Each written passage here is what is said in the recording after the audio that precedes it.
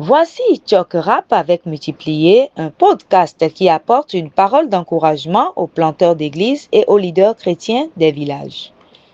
En cette nouvelle année, j'ai commencé une nouvelle série sur le thème du leadership des intendants. Un auteur définit un intendant comme quelqu'un qui gère des ressources appartenant à une autre personne afin d'atteindre les objectifs du propriétaire. Aujourd'hui, nous poursuivons notre étude de la parabole des talents qui se trouve dans Matthieu chapitre 25, versets 14 à 30. Dans les 2 épisodes précédents, nous avons examiné 7 principes tirés de cette histoire. Aujourd'hui, j'aimerais explorer certaines choses que nous ne voyons pas dans cette parabole de Jésus. Pour commencer, j'aimerais vous faire part d'un point très important. Les responsables de l'intendance dirigent avec humilité. Voici quelques observations sur ce que nous ne voyons pas chez l'intendant qui a commencé avec 5 talents et qui a terminé avec 11.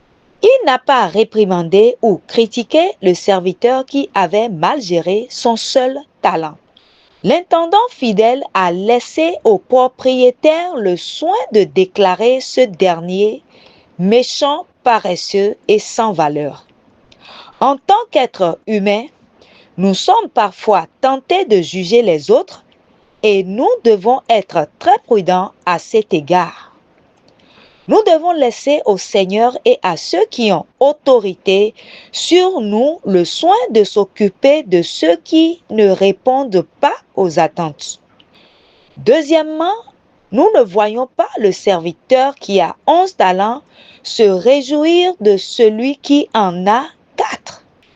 Vous vous souvenez peut-être que, comme je l'ai dit dans mon dernier podcast, le serviteur qui a reçu 5 sacs et le serviteur qui a reçu 2 sacs ont reçu les mêmes éloges de la part du maître.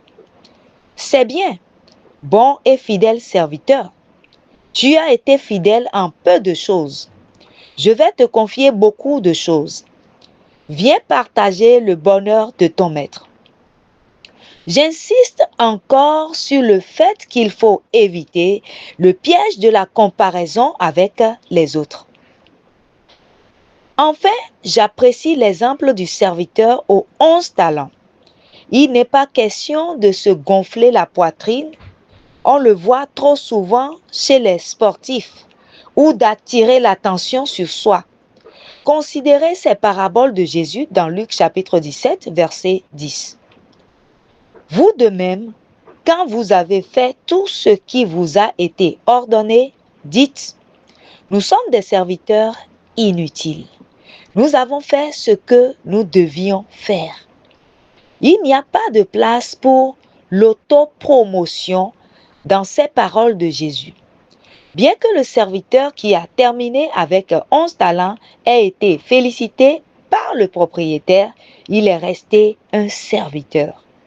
En tant que responsable de l'intendance, nous devons maintenir une attitude humble, en réalisant toujours que tout ce que nous avons et tout ce que nous sommes appartient à notre propriétaire, le Seigneur Jésus-Christ.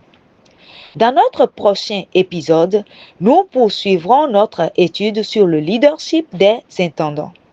Ce fut une parole d'encouragement pour les planteurs d'église et les leaders chrétiens de village.